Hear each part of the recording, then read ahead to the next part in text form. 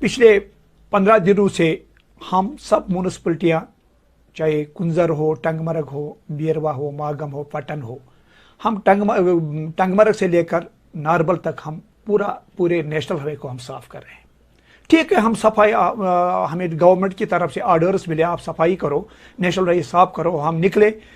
हम इसलिए निकले क्योंकि हमारे अपने प्रिंसिपल सेक्रेटरी जो धीरज गुप्ता जी है, उसने नई एक जान म्यूनसिपल कमेटियों को बख्श दी है।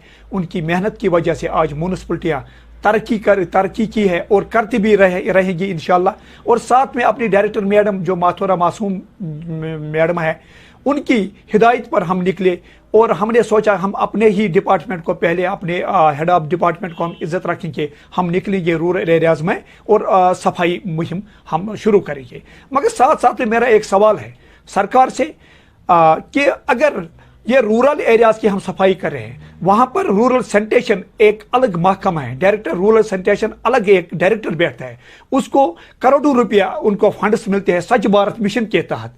क्यों ना सरकार उनको डायरेक्ट करती है, क्यों ना सरकार अपने ये जो अपने वीडियो उसके हैं उनको डायरेक्ट करते हैं। अपने रूरल एरियाज में आप सफाई मुहिम शुरू करो। अभी इस वक्त अगर हम देखते हैं रूरल एरियाज में नेशनल हाईवे पर रूरल एरिया के लोग ही ये कूड़ा करकट निकाल के रोडों पर जमा करते हैं और नतीजा ऐसा निकलता है हमें जाना पड़ता है। और हम सफाई मुहिम जो हमने शुरू की, आज 15 दिनों से हमारे इलाके जो टाउन्स है वो मुतासर हो चुके हैं। हम अपने इलाकों की इस तरीके से सफाई नहीं कर पाते हैं जिस तरीके से हम लोगों को अपनी सर्विस देते थे।